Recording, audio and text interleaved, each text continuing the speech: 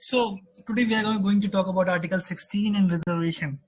It is going to be very interesting topic because we will be talking about the commissions, about the politics कि कैसे एक commission बनाई गई, कौन prime minister थे, government कैसे आई गई इस दौरान और क्या क्या चीज़ें हुई।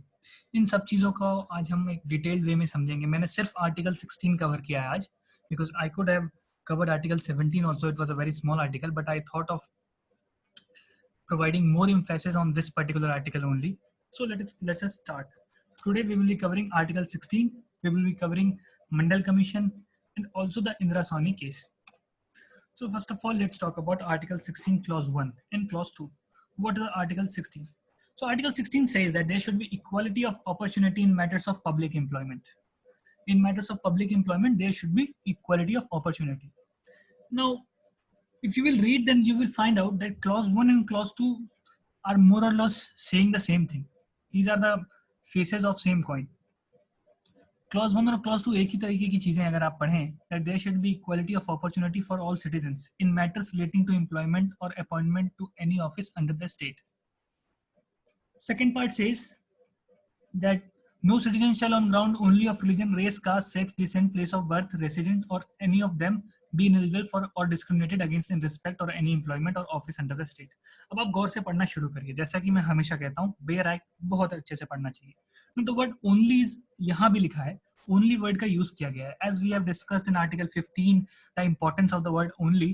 सो today also only word is used कि सिर्फ रिलीजन के बेसिस पे, only on race, only on caste, we can not discriminate any person or we cannot exclude any person in order to give employment to public offices. यहाँ पे government की offices की बात हो रही है, पब्लिक ऑफिसेज की बात हो रही है, गौर करने की बात है. We are not talking about private offices. For example, private offices क्या है? अग्रवाल स्वीट हाउस है किसी का.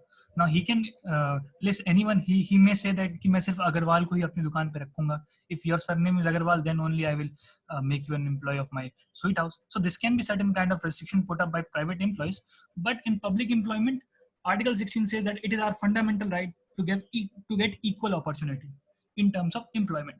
Now there are certain things which are required to be focused upon कि यहाँ only word use है तो और चीजों पे कर सकते हैं. I got a very interesting question from one of the student कि सर race and descent में क्या difference होता है? What is the difference between race and descent? So I told him that race, मैं example से आपको बताता हूँ. Race is a bigger part as compared to descent. Race में जैसे Aryans की race होती है, Dravidians की race होती है. I am Aryan, some fellow might be Dravidian also in this meeting. So this is race. And now what is descent? Descent की बात करें तो descent में आपको race का एक छोटा part होता है. It is a smaller part of race. For example, in Aryan race there are Suryavanshi, there are Chandravanshi, there are Raghuvanshi. So these are certain descents. So not descent के basis पे, no, not on the basis of religion, on race, on caste, on place of birth, on place of residence, or any of them. State cannot give this disadvantage to any person that you are not eligible for any kind of office in the state. तो ये article 16 clause 1 और 16 clause 2 कहता है. But this is very simple. Problem 16 clause 3, 16 clause 4 और 5 में आती है. 16.1 and 16.2 is very easy. It just says that it is the duty. Now 16.1 is positive connotation or negative connotation. Please reply in the chat. And 16.2 is positive connotation or negative connotation. अगर हम जो हम fundamental rights में पढ़ते हैं कि कुछ right state को प्रोहिबिट करती है कुछ करने से और कुछ राइट स्टेट को ऑब्लिगेशन करती है कि आप ये काम करिए. तो 16.1 क्या है? Is it prohibiting the state to do something और 16.2 is prohibiting the state to do something? तो सही आंसर आया है, श्रेया ने सही आंसर किया that state 1, the clause 1 is positive in nature because it is giving certain obligation on the state that you have to do this, and clause 2 is negative in nature because it prohibits the state that you cannot do this. अगर if you have been through CBSE boards, अगर आपने 9-10 पढ़ा होगा, so in mathematics there was one theory and there was another theory on that theory only. मतलब एक theory बताते थे, फिर उसका inverse होता था, कन्वर्स कहते थे हम, that converse of this theory. एक ही बात को दो तरीके से बोलना. सो 16.1 एंड 16.2 इज वही चीज है, सिमिलर है एक दूसरे से. 16.2 में ग्राउंड्स बता दिए गए किस ग्राउंड्स पे आप डिस्क्रिमिनेट नहीं कर सकते, state on which ground state can not discriminate. So this is very easy, there is nothing to panic about it. But problems आगे आनी शुरू हुई. प्रॉब्लम क्या आई? 16 क्लॉज 3 में प्रॉब्लम आई. अब if the government want to reserve certain seats for someone, So the very first thing is that they need to be right in constitution. नहीं तो अगर constitution नहीं लिखा होगा, so people will start moving to the Supreme Court. In judiciary पे burden बढ़ेगा. So the court, it was very well laid in 16(3) that nothing in this article shall prevent the parliament from making any law prescribed in regard to class or classes of employment or appointment of any office of the government, any local or the authority, state or union territory. अब word काम के word शब्द पे आते हैं. As to residence within the state or union territory prior to such employment or appointment. 16(3) में एक exception दे दिया कि इस आर्टिकल में nothing in this article shall prevent the parliament.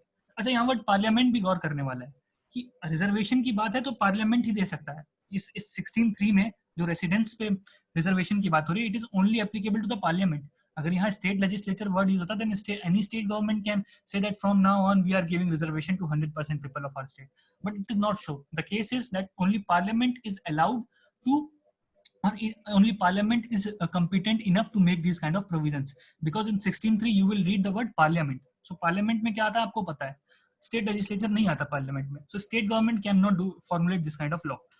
They must get assent from the parliament for this. तो कहा 16(3) में एक exception दे दिया. 16(3) में कहा कि residence जो हो सकता है, एक residence can be a factor in which someone can be stopped, और किसी को रोका जा सकता है किसी पर्सनल किसी पब्लिक एम्प्लॉयमेंट के लिए. अब इसको मैं एग्जांपल से समझाता हूँ प्लेस ऑफ रेसिडेंस को क्यों अलग किया गया. जैसे फॉर आंध्र प्रदेश, आंध्र की एक तो Andhra has certain unique features. जैसे कि हमने अभी बात करी थी फर्स्ट लिंग्विस्ट स्टेट था आंध्र. आंध्र में जो क्लास 3 ऑफिसर होते हैं, जो क्लास 4 ऑफिसर होते हैं, class 3 officers are clerk and class 4 are peon.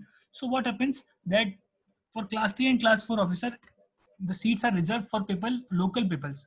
For Andhra it's only those who are from Andhra, who are the resident of Andhra, can only apply for this position of clerk and peon.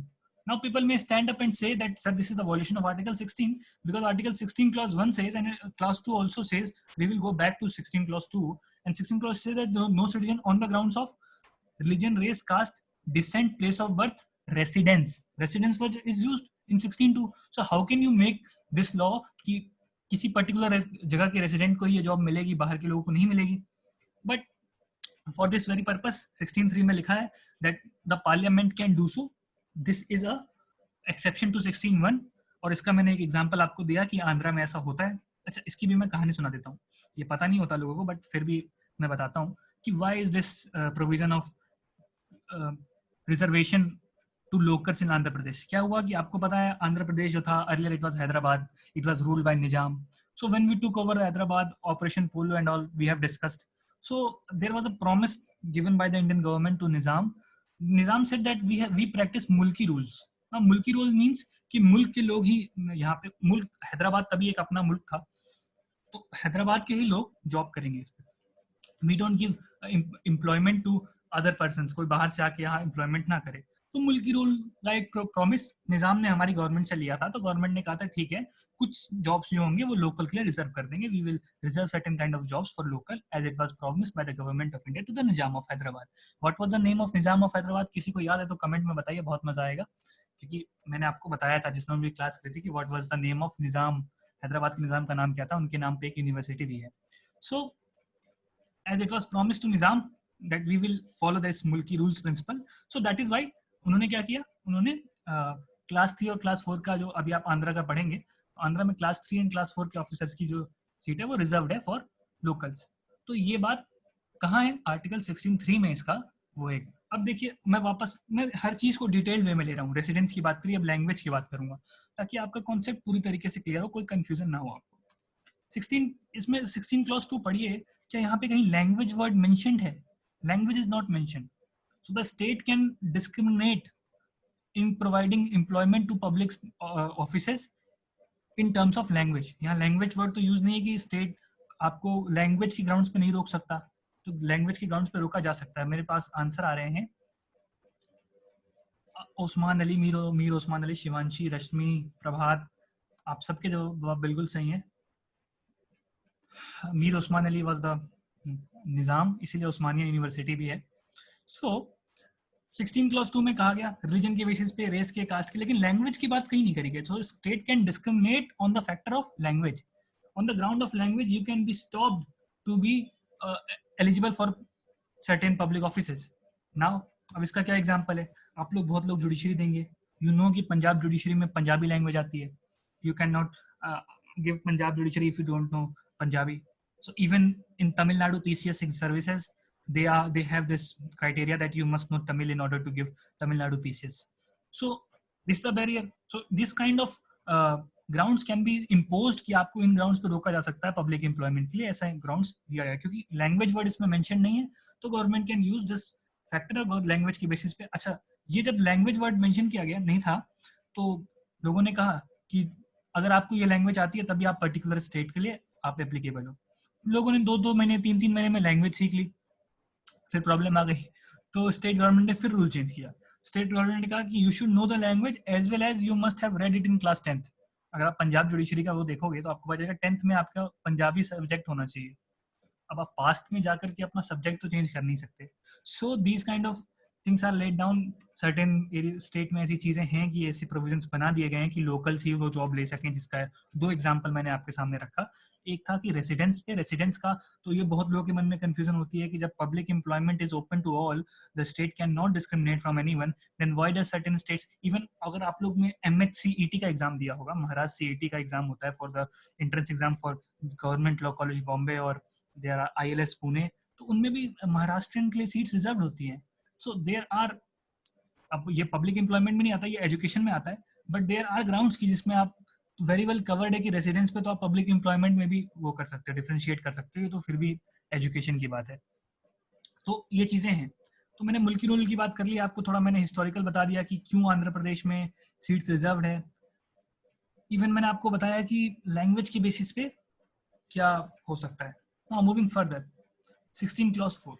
16.3 तो बहुत easy था. 16.3 तो चलिए लोग it's general की residence के basis पे, language के बेसिस पे the state can discriminate and the state can stop you from getting a job any public employment.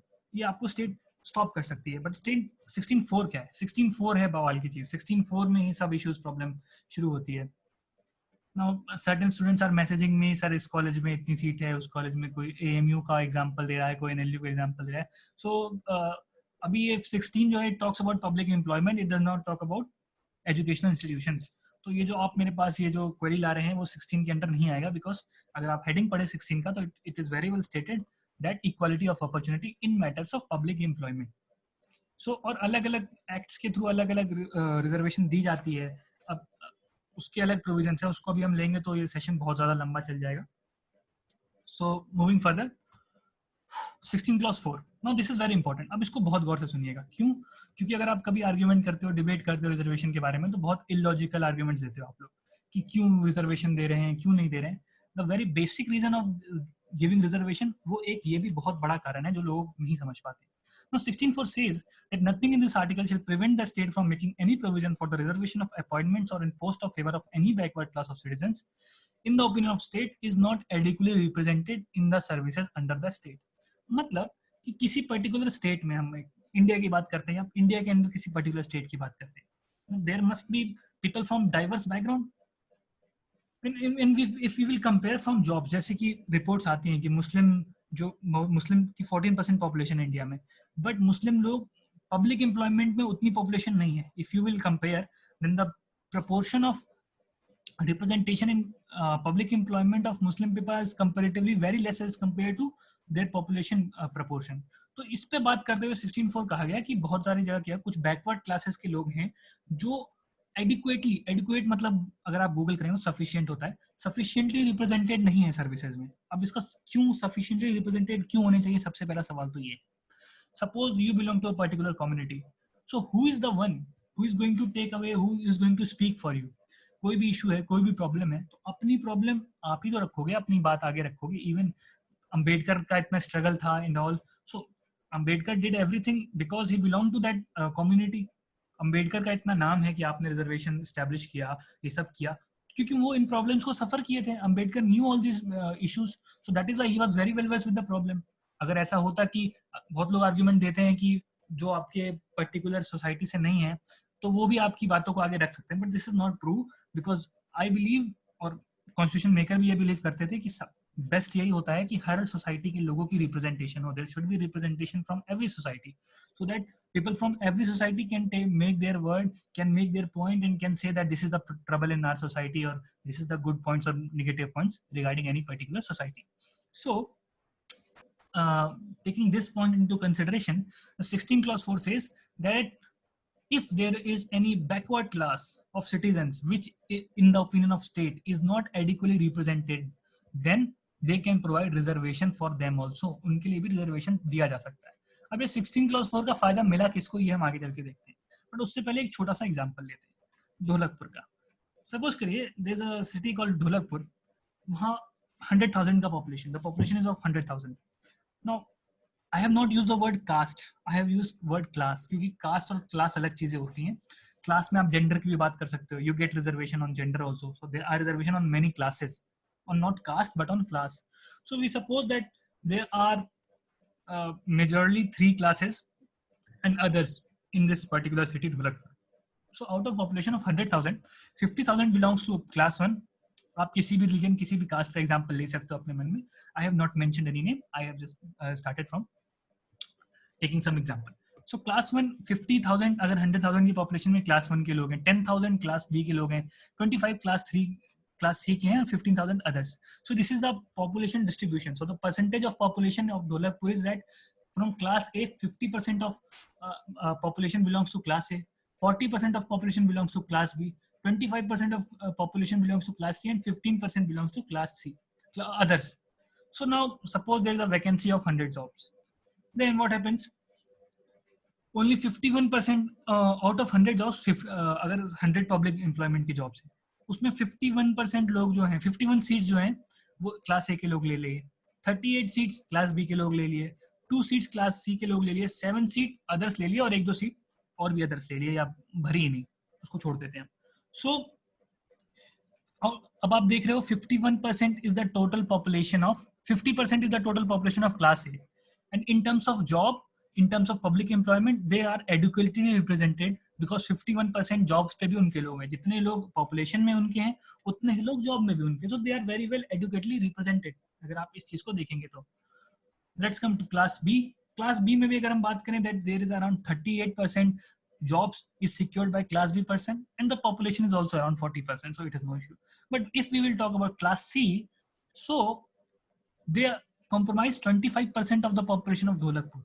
But they only have 2% of jobs comparatively to the Muslim problem in this country, that they have around 14% of the population, but only 2% of, or 2 point something is the exact number, public services are taken by Muslim people. So this is a problem. They are not adequately represented. क्या इसको हम adequately represent करेंगे? क्या ये sufficient है? मतलब 1-2%, 4% ऊपर नीचे समझ में आता है, like 51, 50, 38, 40 is enough. But if you comprise 25% of the population and only 2% of the job is given to your particular society or part of population, so it is a grave situation in which there can be the situations of exploitation and many problems. And you could not be, as you are not adequately represented, you cannot take up your voice. So these are the situation कि अब आपको population आपकी बहुत ज्यादा है पर representation job में बहुत कम है. So you cannot speak your words. आप अपने शब्द रख नहीं सकते, अपनी बात नहीं रख सकते. आपको समाज में, आपका समाज जो particular class C का समाज है, the society of class 3 cannot develop as much as compared to other classes because instead of being such a large population, they don't enjoy so much of population. They don't have so much of voice. तो इससे उनकी voice भी कम हो जाएगी. बहुत सारे aspect हैं. सिर्फ ये नहीं कि आपको job नहीं मिली तो मतलब आपको salary नहीं मिल रही. There are too many aspects. आप tax नहीं pay करोगे, आपकी voice की value कम हो जाएगी, आप मीडिया हाउसेस में या पार्लियामेंट्स में कम दिखोगे. सो बहुत सारे सिचुएशंस हो जाते हैं. ये मैंने एक आपको एग्जांपल दिया. क्या आप एग्जांपल मेरा समझे तो प्लीज यस लिखिए if you got my example, कि कैसे कुछ सिचुएशन में एडुकेट रिप्रेजेंटेशन नहीं होती है कुछ पर्टिकुलर क्लास के लोग क्योंकि पॉपुलेशन ज्यादा है, बट उनके जो रिप्रेजेंटेशन इन पब्लिक जॉब है वो बहुत कंपैरेटिवली कम है. This was one kind of example. अब यही हो रहा था उस टाइम. अब हम उस समय के भारत की बात करते हैं. उस समय भी यही हो रहा था. क्या हुआ? मैं हमेशा कहता हूँ law and politics go hand in hand. 1979 Morarji Desai Janata Dal government, he became the prime minister of India. So उन्होंने क्या किया, फर्स्ट बैकवर्ड क्लास कमीशन बनाई। ध्यान से सुनिएगा, first backward class commission headed by काका कालेकर। काका कालेकर से हेडिंग करते हुए फर्स्ट बैकवर्ड क्लास कमीशन बनाई गई और इस कमीशन ने अपनी रिपोर्ट दी कि sir there are around 2399 caste which are socially and educationally backward. उन्होंने बताया कि ऐसी कास्ट, देखिए एससी एसटी को रिजर्वेशन पहले मिल गई थी, SC ST already enjoyed the reservation, but other than SC/ST, there were other castes also which were not socially and educationally forward. Now, what does the word socially and educationally forward mean? मैं आपको बताता हूँ. Educationally forward is very well clear. आपको पता है educationally forward का मतलब क्या है? Who are well educated, who has received a formal education, they are graduate or postgraduate. So educationally forward is clear. But what does socially forward mean? Socially forward means that you also enjoy certain privileged jobs. Main चीज ये है job. जैसे कि अगर आपको देखेंगे तो अभी till today if you will Google you will find out that all the works of manual scavenging, if you will search who are manual scavengers, 90% of them belong to SC and ST class. So why is it so? So ऐसा नहीं है, ये सब myth है, this all are truth, ये सब सच है, ये हमारे साथ हमारी कंट्री का ये सच है. और उस समय तो ये सच और भी ग्रेव था कि even today if you will search that from which class does manual scavengers belong, so you will find out they belongs to SC and ST class. So 90% of them. So they were not socially forward, they were socially backward because the kind of job they were into were not considered a reputed job. So they were educationally as well as socially, in both terms they were backward. So this Kaka Kalekar find it 2399 caste to be socially and educationally backward, but the government did not accept this report. Again they formed another commission headed by BP Mandal, which is very famously known as Mandal Commission. And just let me tell you one thing about BP Mandal. BP Mandal was a member of parliament at that time, and he has also served as chief minister of Bihar. Many people are not very well versed with the fact that they think that BP Mandal is some kind of justice BP Mandal. No, he was a politician, he was a member of parliament, and he also served as the chief minister of Bihar. So BP Mandal was given the charge, given the duty to make a commission and take out and give the report ki how many castes are socially and educationally backward in India. So in next year in 1980, he gave 3743 castes as social and educationally backward. He said that there are 3743 castes. Such a big number. इतने लोगों की बात नहीं हो रही, इतने cast की बात हो रही है. तो सोचिए एक कास्ट में कितना ज्यादा पॉपुलेशन होगा. I will take up the doubt in the end of this session because I don't want to break the flow. You can very much type the doubt. I will take up one by one at the end. So it was suggested that by BP Mandal Commission or Mandal Commission that there are 3,743 castes which are socially and economically backward. This was a huge number. और जैसे और उनके बाद यहाँ तक तो story रुकी नहीं. You see, अब मैं थोड़ा पॉलिटिक्स की भी बात कर लूँ. When you are going to support this much huge number, when you are going to provide any kind of provision for the benefit of this much huge population, and ultimately the political party is going to have certain kind of benefits because people are definitely going to vote for them. Even now, there are certain parties, I am not going to take their names. Even now there are certain parties which work on caste guidelines. The only thing they talk about is their caste only. So these things were present at that time also and now also. So BP Mandal said that there are 3,743 castes which are socially and educationally backward. Just for a reference, अभी के मैंने एक data लाया. बहुत लोगों को लगता है कि SC/ST और OBC जो है वो 20-23% है, but no. The fact is, out of total population of India, OBC is the largest population group. Other backward castes, they comprise around 40.94%. SC comprise around 19.59% and ST comprise around 8.63% and rest जिसको आप general कहते हैं comprise of 30.80%. इसकी link मैंने share कर दिया है. मैंने ये डेटा कहाँ से लिया है? इट इज 2007 का डेटा है. तो अभी जो है अभी की डेट में नंबर वेरी कर सकते हैं, बट 3-4% ही ऊपर नीचे होगा, ऐसा तो नहीं होगा 10% का चेंज आ जाए. सो according to the NSS, so National Sample Survey Organization, the highest population in India comprise of OBC population, which comprise 40.94, around 41% of the population. तो इतना पॉपुलेशन ओबीसी का था.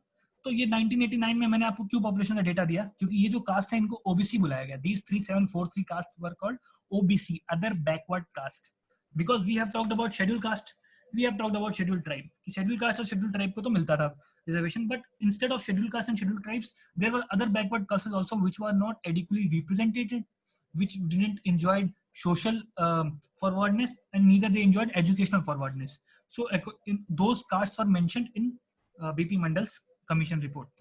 So in 1980, what happened? Mandal Commission said that SC/ST plus OBC's population is more than 50%. If you will combine all three, you will get more than 50%.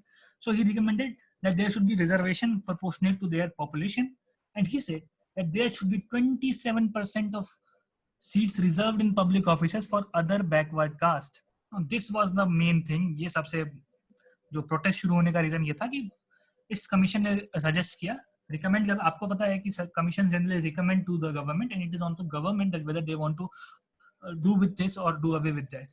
So the commission suggested that there should be 27% of reservation of seats in other backward caste for public employment. The moment they said this, there was protest in India. Throughout the India, huge protest started.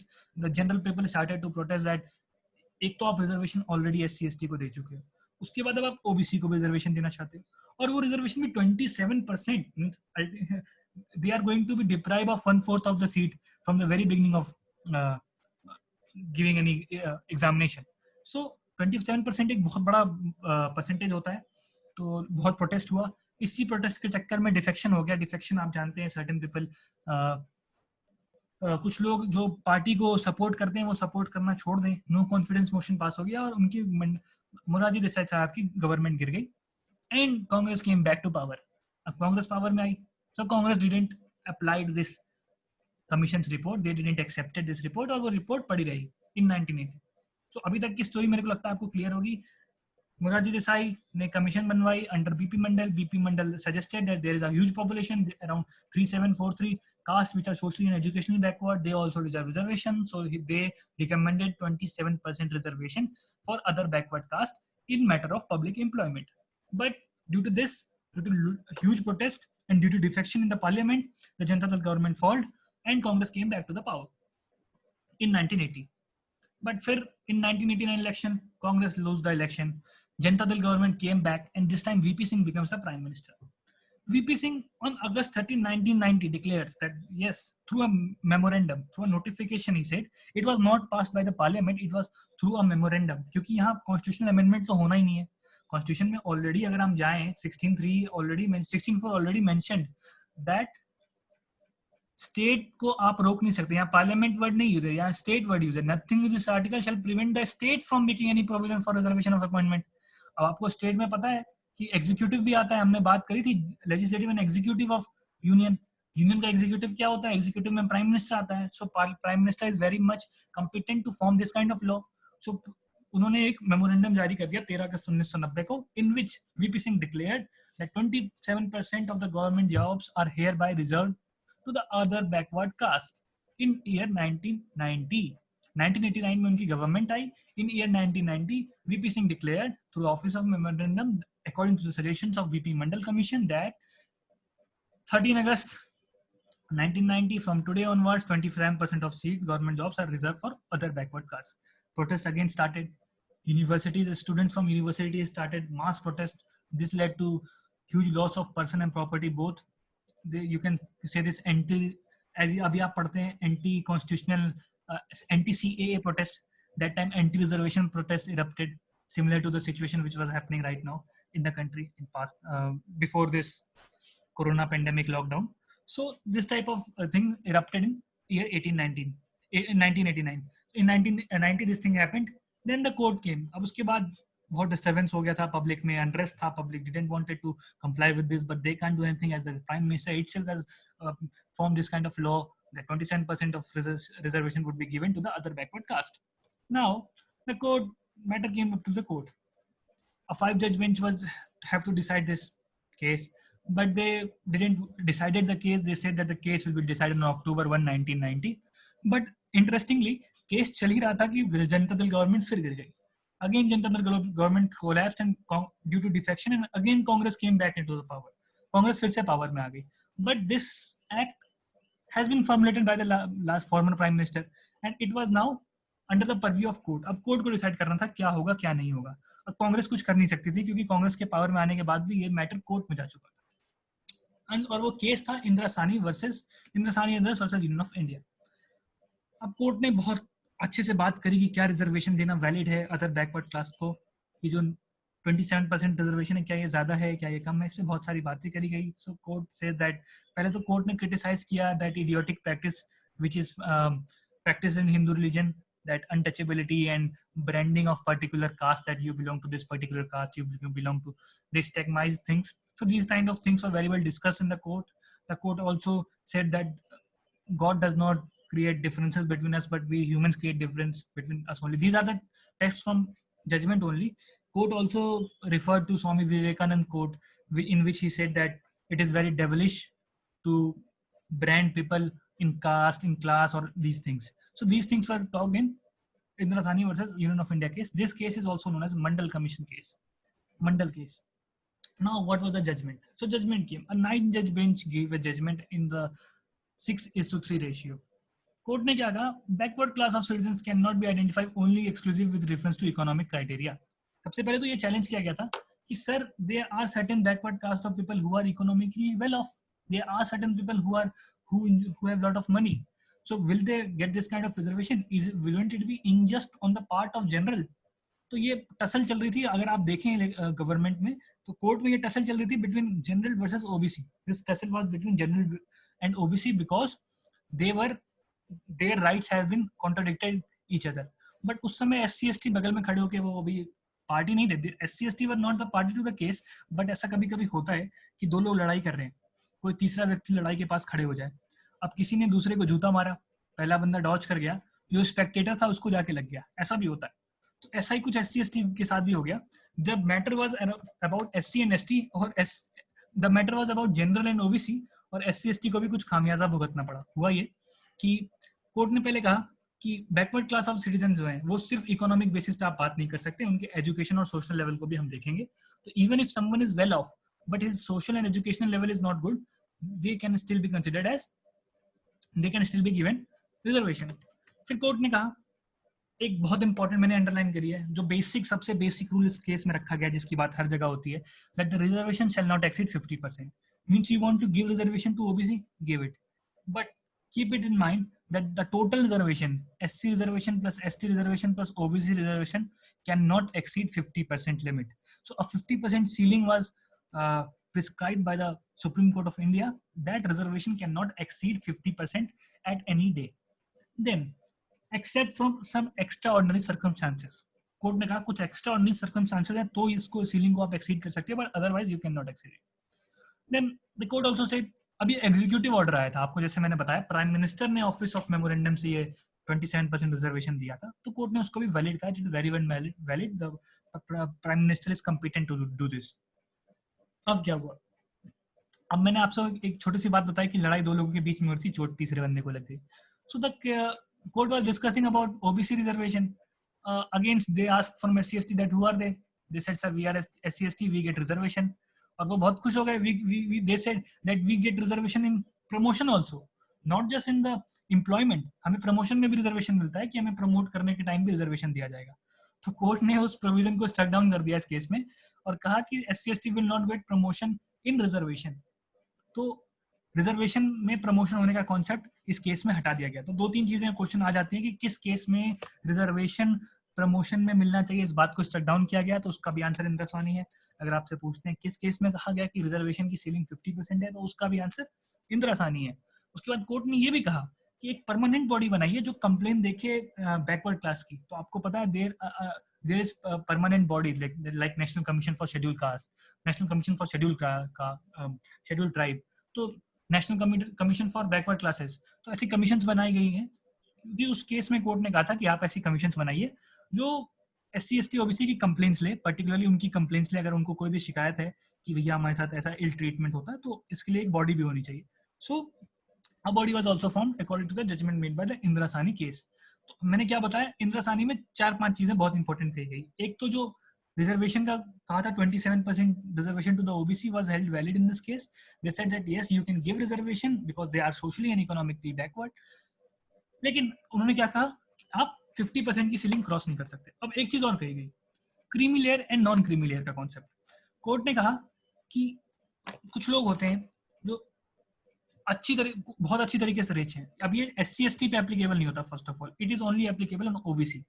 So they said that there are certain people who are economically well off, so they will not enjoy reservation in OBC. In the category of other backward caste, there are certain people जो एक particular amount से ज़्यादा earn करते हैं, particular limit से ज़्यादा पैसे earn करते हैं, so they are not, they does not come under the eligibility of getting reservation. उनको reservation नहीं मिलेगा. अब ये ceiling time and again change होती रहती है, कभी 6 लाख, कभी 8 लाख, कभी 5 लाख, टाइम के साथ चेंज होती है. उस समय अमाउंट कुछ और था, आगे चल के क्योंकि व्हाट इज BPL का भी आपको पता है सीलिंग चेंज होता है, बिलो पॉवर्टी लाइन में गरीब किसको कहते हैं आज की डेट में, और 1990 में डेफिनेशन अलग अलग हो जाती है. तो सिमिलरली उस समय एक सीलिंग दी गई कि इससे ज्यादा कमाने वाले 5 लाख ज्यादा कमा रहे, तो they can not enjoy the reservation in OBC because this concept was for creamy layer. जैसे दूध पे क्रीम बन जाता है ना, ऊपर मलाई आ जाती है, तो कहते क्रीम को नहीं मिलेगा, क्रीम के नीचे वाली जो लेयर्स है उनको मिलेगा ये reservation in OBC. So creamy layer can not enjoy the provision of reservation in other backward caste, but non-creamy layer people are very much eligible to enjoy this reservation. So this was also said in Indra Sawhney case. तो Indra Sawhney case में क्या क्या important चीजें हुई इसकी हमने बात कर ली. इंद्रासानी केस में किसको चैलेंज किया गया था? मंडल कमीशन के चैलेंज की रिपोर्ट को चैलेंज किया गया था, और VP सिंह जो प्राइम मिनिस्टर थे उनका जो नोटिफिकेशन था which allowed 27% reservation to OBC, उसको चैलेंज किया गया था. बट कोर्ट ने कहा कि आप सोशल एंड एजुकेशनली जो फैक्टर्स हैं उनको पूरे तरीके से दरकिनार नहीं कर सकते, उनको ध्यान में रखते हुए रिजर्वेशन देना जरूरी है फॉर देयर अपलिफ्टमेंट. अब इसके क्या इफेक्ट आए? इसके इफेक्ट ये है 27% ग्रांट कर दिया गया. ये इफेक्ट आया कि नॉर्दर्न सर्विसेज में जो रिजर्वेशन है वो 50% को एक्सीड नहीं कर सकता. ये इफेक्ट आया इसके जजमेंट का कि SC/ST का रिजर्वेशन जो प्रमोशन में रिजर्वेशन मिलता था वो स्क्रैप कर दिया गया, हटा दिया गया. अब तमिलनाडु में क्या है कि जो अगर आप देखेंगे तो वहां रिजर्वेशन 50% से ज्यादा दिया जाता है, क्योंकि that is an extra ordinary case because the population of OBC population in Tamil Nadu is more than the population of general. It exceeds 50%. So that is why the reservation is also more than 50%, as we have talked about adequate representation. तो आज के बाद अगर आप कहीं debate कर रहे हैं रिजर्वेशन पे तो अच्छी तरीके से करें, तो इस पॉइंट को भी ध्यान में रखें that there is a concept of adequate representation too. सिर्फ हाथ बंद करके एक ही बात पे लोग बात करते हैं कि सर हमारे पास्ट में क्या हुआ, पास्ट में क्या हुआ. ठीक है सर, पास्ट में हुआ जो वो तो आप कंसिडर करिए, बट साथ ही साथ इस बात को भी कंसिडर करिए that there should be adequate representation irrespective of the fact कि आप किस कास्ट से हैं, किस कास्ट से नहीं है. adequate representation भी होना चाहिए. अगर इतनी बड़ी पॉपुलेशन है तो कम से कम मार्जिनली कुछ adequately 10-12% तो जॉब्स में आपके लोग होने चाहिए ना, तभी तो machinery is working good. That it is the certificate कि आपकी मशीनरी अच्छी चल रही है. Otherwise there is some flaw कि 40% पॉपुलेशन होकर के और जॉब में सिर्फ 10% लोग आते हैं. So there is some flaw in the system. तो ये एक आपकी डिफरेंसेस को भी बाहर करता है. तो इसलिए ये पॉलिसी रखी गई. आई होप कि ये चीज क्लियर है 16 क्लॉज 4 का. कि अच्छा एक चीज और हुई, ये अब रिजर्वेशन पे तो हटा दिया. पहले मैं एक चीज और करता हूँ फिर मैं डाउट लूंगा. रिजर्वेशन पे तो उन्होंने स्ट्रक डाउन कर दिया कि प्रमोशन में रिजर्वेशन नहीं मिल सकता. OBC का अलाउ कर दिया बट प्रमोशन में रिजर्वेशन नहीं मिल सकता. फिर कोर्ट ने पार्लियामेंट ने क्या किया, फिर से लॉ ले आए. पार्लियामेंट तो मानती है, आपको पता है टसल चलती रहती है. तो नागराज केस हुआ. In Nagaraj case the supreme court said ठीक है, if you want to give reservation in promotion give it to them, but kindly keep 2-3 things in mind that they should be socially and educationally backward. This reservation cannot exceed 50%. Creamy layer should not be benefit. और एक जो last important चीज का, ये चीजें तो इंदिरासानी में भी कही गई थी कि efficiency of administration is not harm. Administration की एफिशिएंसी हार्म ना हो. आप किसी पर्टिकुलर जॉब के लिए वैकेंसी निकालें आप, तो ऐसा ना हो कि उसमें जो एडमिनिस्ट्रेटर आप सेलेक्ट कर रहे हैं, जो पोस्ट पे जो लोग आप एम्प्लॉयर रख रहे हैं, ऐसा ना हो कि वो बहुत ही इनकम्पिटेंट हो. फॉर एग्जाम्पल, इसका एक बहुत अच्छे एग्जाम्पल से मैं समझाता हूँ. एक एग्जाम हुआ, उसके लिए कट ऑफ रखा गया. जनरल का हम मान लेते हैं 80 कट ऑफ रखा गया, OBC का 85, SC का मान लेते हैं 60 और ST का मान लेते हैं 30. ये कट ऑफ रखा गया. अब क्या हुआ कि 30 कट ऑफ था ST का. The cut off for that particular exam was 30 for the ST. But interestingly 10 सीटें थी ST के लिए, but only 7 candidate can score 30 marks. Only 7 ST candidate can score 30 marks. तो इसका मतलब ये नहीं कि 7 को तो रख लिया, अब ST की 10 वैकेंसीज आई थी, सिर्फ 7 लोग ही कट ऑफ के इतने नंबर ला पाए. तो इसका मतलब ये नहीं कि आप कोई भी पीछे से 3 लोग भी उठा लोगे who has not qualified the cut off. Cut off रखा जाता है, विच इज जनरली 1/3 होता ही है किसी पर्टिकुलर एग्जाम के फुल मार्क्स का, कि 1/3 एग्जाम लाओगे, 1/3 मार्क्स स्कोर करोगे। Generally I am well with judiciary, तो जुडिशरी में ये होता है कि आप 1/3 स्कोर लाओगे तभी आपको जॉब मिलेगी, 1/3 स्कोर भी आपने नहीं लाए हैं तो आपको जॉब नहीं मिलती है। सो this is for the efficiency of administration, कि मतलब अगर सपोज करिए किसी पर्टिकुलर एग्जाम में जितने भी लोग एग्जाम दे रहे हैं उनमें से कोई भी पढ़ के नहीं आया, तो कट ऑफ 1 नंबर 2 नंबर चले जाए, ऐसा भी हो सकता है। सो द कोर्ट सेड कि एडमिनिस्ट्रेशन हार्म नहीं होना चाहिए। अगर 10 वैकेंसी है एसटी की और सिर्फ 7 लोग ही, सिर्फ only 7 people are have managed to qualify that cutoff marks, so only 7 will be given the position, that 3 would be left vacant and in next year that 3 will be added. उसकी seat नहीं खाएंगे, फिर बवाल हो गया, people started agitating that you are taking away our seats, so they said that their seat would not be cancelled, those 3 seat which were left would be added in next exam, और next exam में अगर 10 seat थी तो अब 13 seat हो जाएगी। पिछले की 3 सीट जो एसटी की नहीं फुलफिल कर पाए थे उसको हम बढ़ा के 13 कर देंगे और उस पर वो एसटी फिर आए और उस कट ऑफ को जितने लोग पार करेंगे उसको वो ऐड करेंगे। इसको हम कैरी फॉरवर्ड रूल भी कहते हैं इंग्लिश में। This is also known as carry forward rule, कि अगर आप नहीं फुलफिल कर पाए तो आगे आपकी वैकेंसी कैरी फॉरवर्ड हो जाएगी। Creamy layer would be applicable on OBCs only, other backward caste, those castes which were suggested by BP Mandal. So creamy layer is only applicable on OBCs. How to define creamy layer? The court has said that certain annual income, एक particular annual income से जो लोग ज्यादा कमाते हैं वो creamy layer के concept में आएंगे, वो क्रीमी लेयर कहलाएंगे और they will not enjoy the benefit of reservation. और उससे कम लोग जितना, उस इनकम से कम जितने लोग कमाते हैं they will enjoy the benefit of reservation in OBC. Now this income varies, इसलिए मैंने इनकम नहीं लिखा है क्योंकि वो वेरी करता रहता है ओवर टाइम पीरियड। लोग एक अमाउंट याद कर लेते हैं, फिर आगे 5 साल बाद एग्जाम में देते हैं और वही अमाउंट टिक लगा देते हैं। So you need to be updated that what is the current amount, what is that scale. तो वो अमाउंट वेरी करता रहता है with the variation of time, कि इस पर्टिकुलर इनकम से ज्यादा किसी का ईयरली इनकम है, so he will be called creamy layer guy and he will not enjoy the benefit of reservation. तो नागराज केस में कोर्ट ने क्या कहा, पार्लियामेंट ने रिजर्वेशन में फिर ले आया था कि हम रिजर्वेशन देंगे प्रमोशन में, तो नागराज केस में कहा इफिशिएंसी, अच्छा इफिशिएंसी हार्म नहीं हो, एक तो कट ऑफ का तरीका है, एक क्वालिफिकेशन का भी तरीका है। Have you ever heard that for a किसी पर्टिकुलर एग्जाम के लिए आपने कभी सुना है कि जनरल की क्वालिफिकेशन ये है that you should be under graduate and SC ST की क्वालिफिकेशन ये है कि you should be 12th past? क्या आपने कभी ऐसा सुना है? ऐसा कहीं नहीं होता। There is no compromise with the efficiency of administration.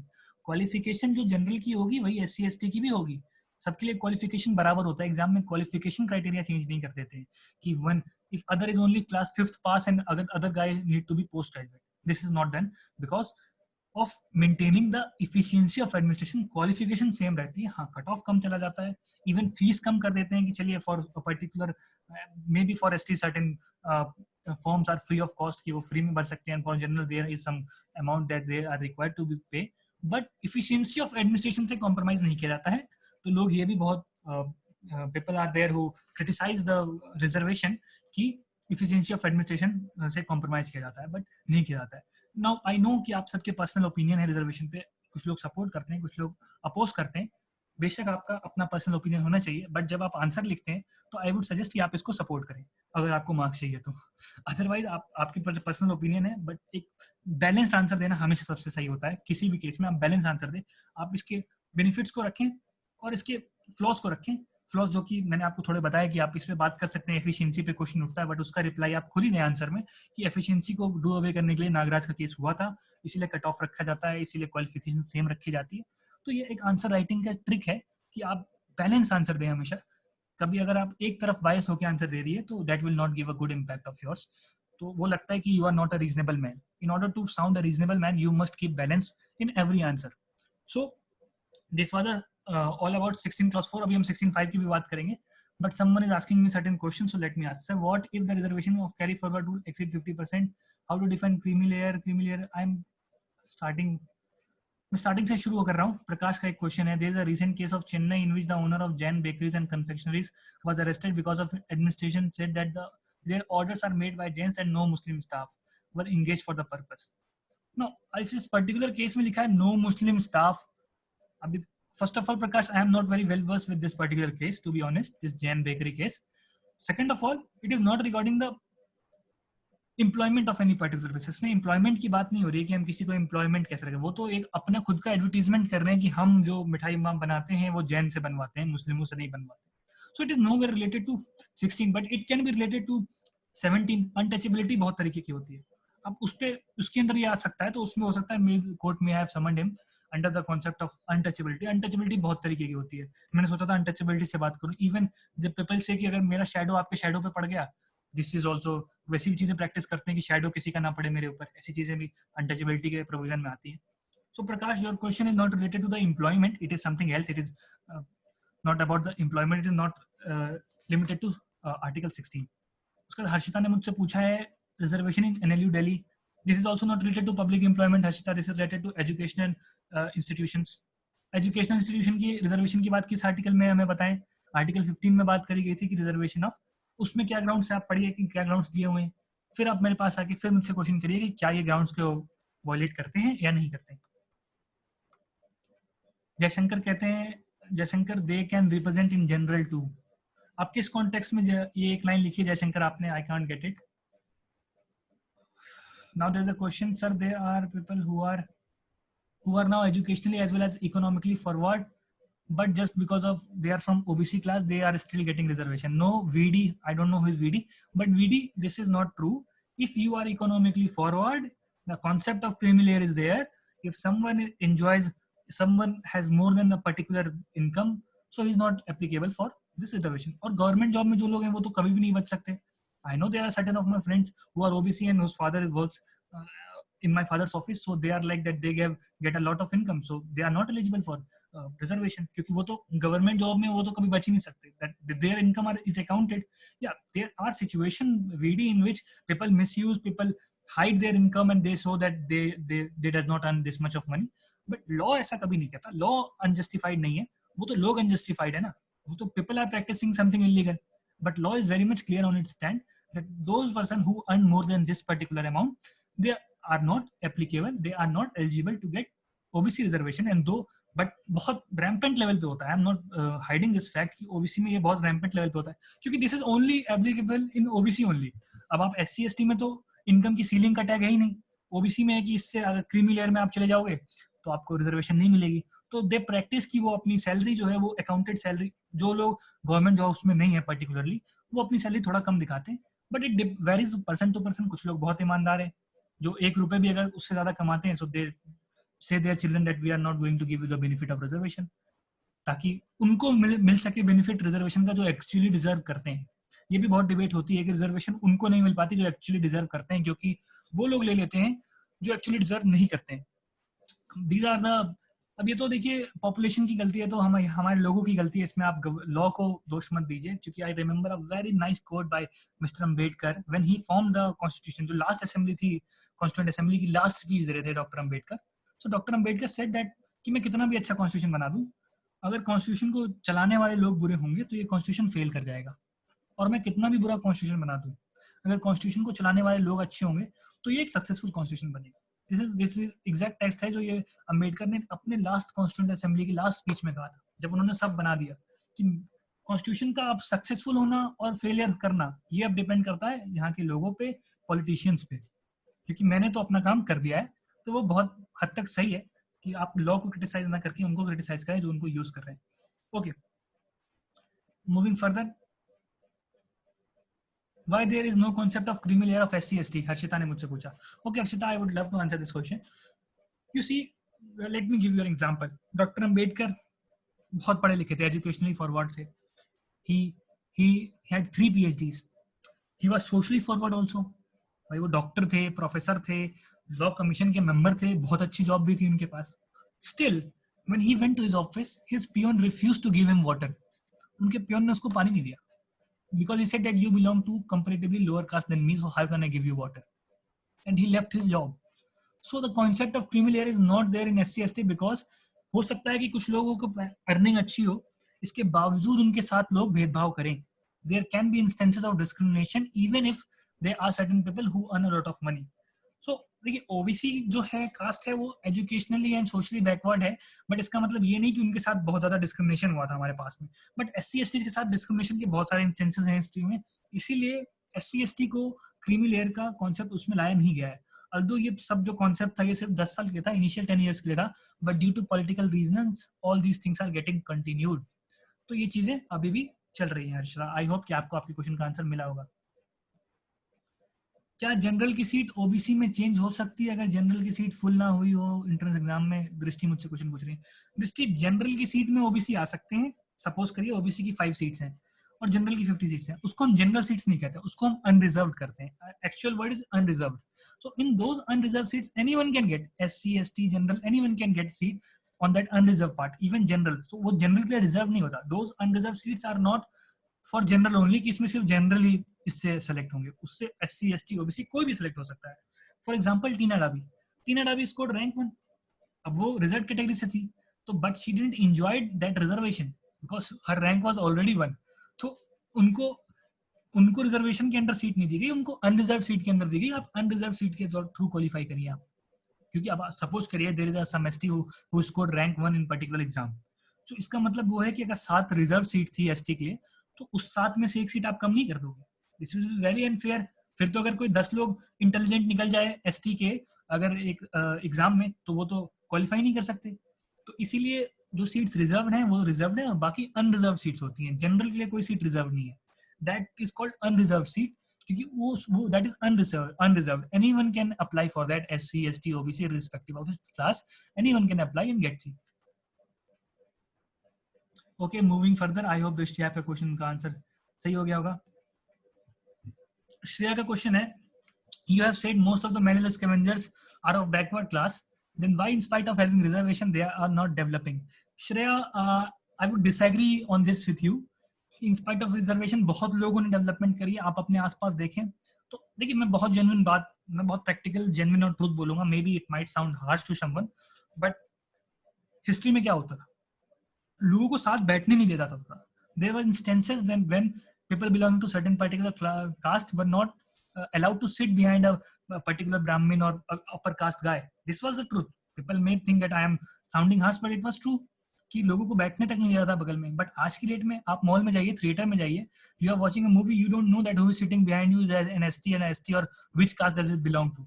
आपको नहीं पता कि बगल में जो बैठा है उसका क्या कास्ट है। लेकिन यही 40 साल पहले ट्रेन में लोग चलते थे, तो मतलब डर इस हिसाब का था कि आप अपर कास्ट के लोग ना भी बोले ना, तो लोअर कास्ट के लोग उनके बगल में जाके नहीं बैठते थे। they were like hesitant that how can we sit beside them, they are upper caste guy. So this was a feeling in people who are socially and economic educationally backward. उनके अंदर तक ये फीलिंग आ गई थी। But आप सोचिए development कितना ज्यादा हुआ है कि आज की डेट में आप थिएटर में जाओ, आप कहीं जाओ, ट्रेन में जाओ, 3 सीट्स होते ना, लोअर मिडिल अपर, आपको पता है कि अगली 2 सीट पे कौन बैठा है, उसका कास्ट क्या नहीं पता आपको, और आपको फर्क भी नहीं पड़ता वो किसी भी कास्ट के हो। तो रिजर्वेशन ने बेनिफिट बहुत हद तक किया है। बट ये तो फर्स्ट पार्ट हुआ मेरे आंसर का। दूसरा पार्ट ये है कि पूरी तरीके से I will say that 100% efficient नहीं था, बिकॉज क्योंकि अभी हमने कुछ इंस्टेंस की बात करी ओबीसी में, जैसे हमने बात करी that there are certain class of people who instead of being economically well they enjoy the reservation.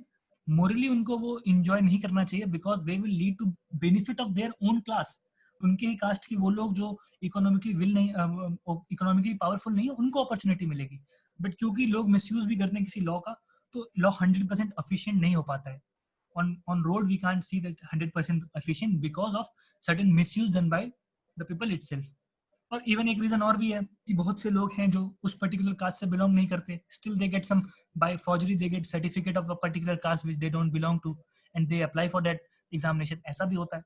तो मिसयूज करना, अगर लोग people are misusing certain kind of law, so you can not tag that law to be wrong. आप executive पे question करिए ना, that executive should be more vigilant. आप और विजिलेंट, अब एग्जीक्यूटिव आपका विजिलेंट नहीं है, they are not able to filter कि कितने लोग क्रीमी लेयर में आते हैं, कितने नहीं आते हैं in private sector. They are not able to filter that who is actually a reserved class guy and who is actually unreserved class guy. So there is the fallacy in executive, not the law, not the law itself. I hope I am clear to your question, Shreya. So now Ashutosh has asked me how many SC STs are magistrate, MP, MLA, then why their child get reservation of his economy. Again, Ashutosh, your question is very similar to ask जिसने मुझसे पूछा था कि कुछ लोग बहुत economically well होते हैं। आशुतोष, इकोनॉमिकली वेल होना सब कुछ नहीं होता। मैंने अंबेडकर का एग्जांपल आपसे लिया था, पढ़े लिख लिए, नौकरी मिल गई, इज्जत भी तो कुछ होता है ना सर। आपको सोशली बॉयकॉट कर दें अगर हम, एक अपार्टमेंट में 8 लोग रहते हैं और 8 लोग सेम पोस्ट में सेम अर्निंग करते हैं, बट एक पर्टिकुलर फैमिली है जो एसटी है। अब वो लोग 7 लोग बहुत घुल मिल के रहते हैं, कुछ भी त्योहार होता है, दिवाली होती है तो एक के बच्चे दूसरे के घर जाते हैं, लॉन में वो लोग पार्टी करते हैं, but they don't invite the ST in any of their program. So क्या ये गलत नहीं है? तो इसको आप लॉ का लूप होल ना कहें। इकोनॉमिकली वेल ऑफ होना ही सिर्फ ऐसा नहीं होता, it is not a single criteria जिससे आपको सोशल रिकॉग्निशन मिलती है। There should be social recognition too, even if someone earns a lot of money. Instances होते हैं सोशल रिकॉग्निशन के, और अभी बहुत सारे केसेस चल रहे हैं। हो सकता है इन फ्यूचर रिजर्वेशन स्क्रैप कर दिया जाए, क्योंकि जिस हिसाब से, पर पॉलिटिकल रीजंस ऐसे हैं कि ये चीज हटा सिर्फ कोर्ट ही सकती है, कोई गवर्नमेंट नहीं हटाने वाली, क्योंकि जिस गवर्नमेंट ने स्क्रैप किया रिजर्वेशन, उनकी गवर्नमेंट उसी दिन गिर जानी है। सो judiciary can take this kind of step on any day, but don't expect this from the parliament. Also अगर आप पार्लियामेंट की स्थिति ये है कि अगर आपने न्यूज़ पढ़ते होंगे तो SC/ST एट्रोसिटीज एक्ट होता है, जिसमें कि if you have beaten any SC/ST, तो पहले आपको जेल होगी और ट्रायल बाद में चलेगा, ये प्रोविजन था। So the court stuck down this provision, but again the parliament again brought this provision through an bill. तो पार्लियामेंट की इंटेंशन क्या है आपको पता है? तो आपको मैंने आपसे कहा शुरू में, law and politics go hand in hand. तो अगर आप सोचेंगे कि ये लॉ 100% सही है और सब कुछ ड्रीमी ड्रीमी चल रहा है, आइडियल सिचुएशन है, ऐसा नहीं है। We very practical. पॉलिटिक्स के जो फ्लॉज हैं वो भी हमें देखने को मिल जाते हैं, एग्जीक्यूटिव के जो फ्लॉ हैं वो भी हमें देखने को मिल रहे हैं, हमारे खुद के हम लोगों के जो फ्लॉ हैं। And I am not blaming OBC की वो वैसा यूज करते हैं, अगर जनरल के पास ऐसा होता तो वो भी यूज करते हैं। इवन ईडब्ल्यूएस का जब से कॉन्सेप्ट आया, I know many people who are below above this economic EWS system and they still use this EWS reservation, कहते हैं no I don't earn so much of money। तो ये तो एक्सप्लॉइट करने के चांस जहां पे मिलता है लोग एक्सप्लॉइट करते हैं, ये तो नेचर है आपका। है आपका जो प्रिंसिपल्स है वो इतना डेवलप नहीं कर पाया, तो डोंट ब्लेम। अरे 4 बज गए, so we are getting late. तो मैं आगे बढ़ता हूँ। आई होप मैंने आपके डाउट ले लिए हैं। मैं लास्ट एक प्रोविजन बच रहा है इसका, 16 + 5, बहुत इजी प्रोविजन है। ये भी एक कहता है कि इस आर्टिकल में जो रिजर्वेशन की बात करी गई कि पब्लिक ऑफिसर्स में सबको हम बराबर, किसी को भी हम रोकेंगे नहीं, किसी को हम प्रिविलेज नहीं देंगे। तो इसमें कहा गया है कि रिलीजियस बेसिस पे हम गवर्नमेंट जो है वो किसी पर्टिकुलर पर्सन को प्रोफेशन दे सकती है, रिलीजन के बेसिस पे भी, क्योंकि 16(2) में रिजर्वेशन अलाउड नहीं था, रिलीजन अलाउड नहीं था। अगर आप 16(2) में 16(2) said that only on religion लिखा है ना 16 + 2 में, but 16 + 5 say that on the grounds of religion you can give privilege to certain society, certain person of a society। इसका आंसर, इसका एग्जाम्पल क्या है? उड़ीसा में टेम्पल्स हैं, वहाँ पे कुछ मंदिर जो होती हैं वो गवर्नमेंट ऑफ उड़ीसा, वहाँ पे पुजारी जो प्राइस होते हैं गवर्नमेंट ऑफ उड़ीसा पोस्ट करती है, उनकी पर्टिकुलर वैकेंसी निकलती है, they earn around 10 lakh per annum, so high paid job. But उसके लिए एक क्राइटेरिया है कि अगर पुजारी होना तो you must be a Hindu, otherwise you can't be a priced in that particular temple। so there are, so article 16 + 5 में ये भी लिख दिया गया है कि रिलीजन के बेसिस पे भी डिफरेंशिएट कर सकती है गवर्नमेंट। इवन वक्फ बोर्ड के जो चेयरमैन होते हैं वो हमेशा एक मुस्लिम होते हैं, वो आप, you can't be a non Muslim can't be the chairman of Waqf board, although the government makes the chairman of Waqf board. तो ये चीजें हैं कि कुछ जगहों पे कुछ पोजीशंस पे भी रिजर्वेशन की गई है on the basis of religion. 16(5) कहता है। 16(4) क्या कहता है? 16(4) ने कहा था सोशली एंड एजुकेशनली बैकवर्ड लोगों को आप रिप्रेजेंटेशन दे सकते हैं, उन लोगों को जो एडिक्वेटली रिप्रेजेंटेड नहीं है। उसके लिए फिर आपको पता है 16(4) से किसको रिजर्वेशन मिला? ओबीसी को रिजर्वेशन मिला। 16(5) से किसको रिजर्वेशन मिला? प्राइस एंड वक्फ बोर्ड की चीजों को मिला। 16(3) से किसको रिजर्वेशन मिला? 16(3) से मिला, आंध्र प्रदेश की बात करी हमने, लैंग्वेज बैरियर नहीं है, लैंग्वेज के बेसिस पर रिजर्वेशन मिल सकता है, प्लेस ऑफ रेसिडेंस के बेसिस पर रिजर्वेशन मिल सकता है। और 16(1) 16(2) क्या थे? प्रोहिबिट करते थे स्टेट को कि आप in solely on this ground you cannot discriminate among citizens in order of public employment। I hope कि 16 और रिजर्वेशन का कॉन्सेप्ट आज आपको क्लियर हो गया हो। अगर क्लियर है तो प्लीज यस करिए, और डाउट है तो प्लीज बताइए। I am waiting. दृष्टि कह रही है समझ में आ गया है। Siddharth yes. I am thankful that I am able to deliver this idea of reservation. So thank you everyone. I hope there is no more doubt. If there is a doubt, you may text me on WhatsApp. I will reply it. Thank you from your side. Sangeeta, you should say sorry, not yes. Okay, bye.